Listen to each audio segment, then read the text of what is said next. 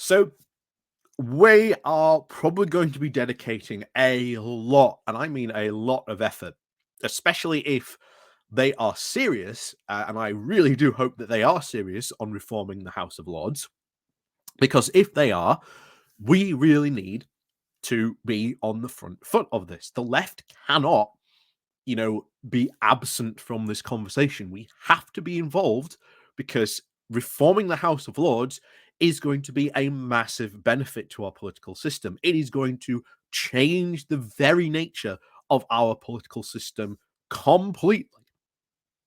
Absolutely, completely. So I do not care whatever your thoughts are about Keir Starmer or anything like that.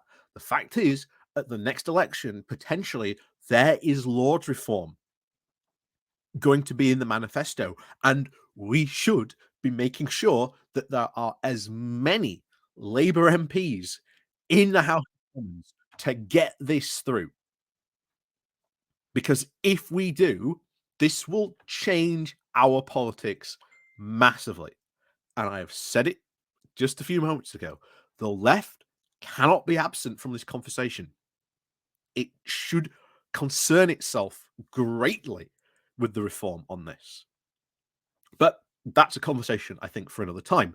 One of the things that we certainly do have to address is a lot of the pushback that we are already seeing, of course, about House of Lords reform. And it very much is the concern of, oh, well, if we were to reform the House of Lords, it would just end up like America. Look at them and their second house. It's just deadlock. But no, that's not the case. Look at Europe.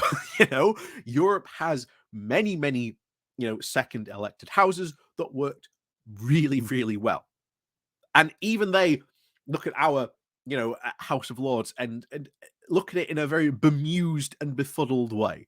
But anyway, I'm going to go get into this because I think this is certainly an argument we will be hearing quite a lot if they certainly do push ahead with House of Lords reform. So, before we do go diving into that, please do remember to hit that like, share, and subscribe button. And of course, down below, there are links to my Patreon page and a motivation link called Buy Me Coffee, where you can, buy me coffee. And as always, thank you very much to all those people who do help and support the channel. So, we go today to the New Statesman with their article on this, with the title of There's Plenty of Ways to Reform the House of Lords. Just look at Europe. There are two countries in the world that, at least, it is a conclusion you could easily come to if you listen to the voices of too many politically obsessives in the UK, particularly the discussion of constitutional reform. The UK's political elite are so obsessed with the US that they are inevitably reach for the superpower across the pond as their only paidegram, or even positive or negative for their own politics. The latest offender is Simon Clarke, a minister under Prime Minister Boris Johnson and Liz Truss. And in response to the pledge by the Labour leader Keir Starmer to abolish the House of Lords, the upper chamber of the UK Parliament, Clarke tweeted this: "Anyone who has looked at the institutional gridlock in US politics can see the utter stupidity it would create to create an elected upper house, fatally undermining the primacy of the Commons." Clarke is in no doubt correct to decry the dysfunction that would probably ensue if, for some reason, the UK decided to exactly duplicate the workings of the notoriously deadlocked US Senate. But one advantage of there are actually being certainly more than two countries in the world for duplicating a system designed rightly or wrongly to give Rhode Island a disproportionately voice in federal politics, meaning it is not the only option available. Labour's report was setting out how the party would reform the House of Lords, and it explicitly considers the dangers of a new elected chamber coming into conflict with the Commons. And it offers several recommendations of how to maintain the primacy of the lower chamber in the legislative process, such as electing each chamber on a different electoral cycle, or giving no role in fiscal matters to the new assembly of the nations and regions. This is unsurprising, because the commission is authored, the report is led by Prime Minister Gordon Brown, and he examines the constitutions written since 1789 in countries around the world. This stands in sharp contrast with much of the British elite's unwillingness to look at political systems other than their own and America's. The ultimate effect of that unwillingness may be that there are many just unable to even learn from other countries that the UK most resembles, of course, its European neighbours. The UK's second chamber is the world's largest legislative chamber after the National People's Congress of China, that ranks 800 or so of its members are regularly swelled by the government of the day, appointing its cronies, political allies, and peers, while 92 members just inherit their seats, mostly through male-only hereditary peerages. Contrary to Clark's suggestion, there are clearly more options of maintaining this semi-medieval constitution aberration or just duplicating the US Senate. So, were he so inclined, of course, Clark could have directly or indirectly elected second chambers across Europe, none of which suffer the gridlock that plagues the US Senate. None, of course, is perfect, but they are all mainly ways certainly preferable to the UK's anarchic and bloated House of Lords. Germany's Bundesrat, I think that's how you say it, for instance, represents the country's 16 federal states in the legislative process, with members appointed by state governments. France's Senate is elected by tens of thousands of local officials, and although they grant the chamber a near permanent conservative majority, they have over time helped to develop an identity as the guardian of the institutions, rather against the whims of the lower chamber and the government. Italy's parliament, the perfect bicameralism, I think that's how you say it, allows the Senate frequently to block legislation from the lower house. But even it is not as much as an obstacle for an effective governance as the US Senate.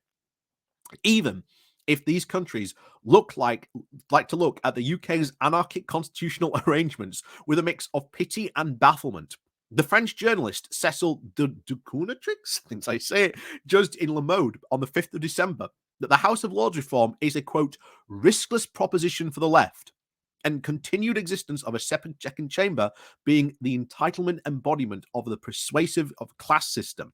And in the UK, the same day, the German magazine Der Spiegel wrote simply, the House of Lords is a parliamentary absurdity.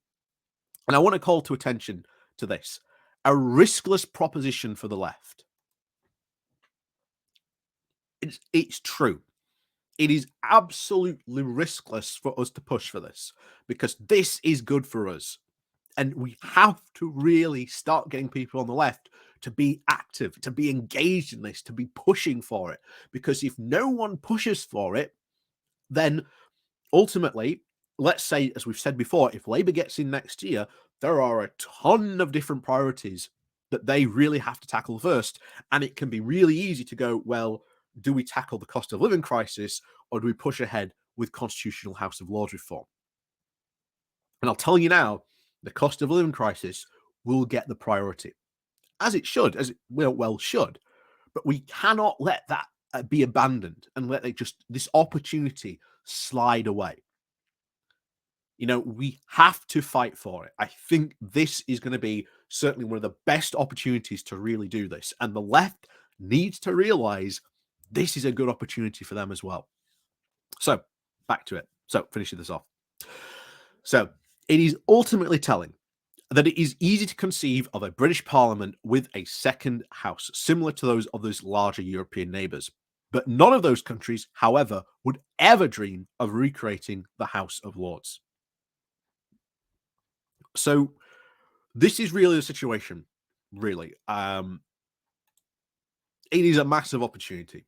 And certainly us in the UK left have to realise this is a massive opportunity to do this, and to push ahead with this, to sort of get rid of this, because a lot of people talk about, you know, especially on the left in the UK, talk about, you know, oh, the problem in politics, etc., etc. Well, most of the problems in politics stem from this, the House of Lords, this wiggery nonsense that you see going on in this picture. And to call it, it's, you know, it's stated in there, is this anarcho medieval system that we've got going on. We need to get rid of it desperately. And I think trying to understand, and as I said before, trying to sort of, get people to realize, guys, this is our best opportunity to get rid of the House of Lords. Like, this is it. And don't get me wrong, over the past couple of years, I've been really happy that we've had the House of Lords in some situations because it's been the only place where actual legitimate conversations about Brexit have been had. But at the same time, I recognize the need. Yeah, it needs to go. It needs to be gone. It needs to be consigned to history, and we need to sort of bring in a second electoral house. And I fully agree with what the other guy was saying in this article. It isn't just a choice of we keep our crazy, you know, medieval era system, or we just go for a US Senate. There are many options that we could go for. And the fact that Gordon Brown in the report has taken this into consideration is fantastic. But at least we do know now one of the potential attack lines there is probably going to be deployed against this type of reform. And, well, we have the answer there. We're not proposing a US Senate style system, we're proposing something completely different. So, as always, thank you very much for watching. Like I say, please do remember to hit that like, share, and subscribe button. And of course, down below there are links to my Patreon page, the one-off donation called Buy Me Coffee, the YouTube thank you button, and of course the Pony Club as well. So, as always, thank you very much for watching, and of course, we'll see you all next time.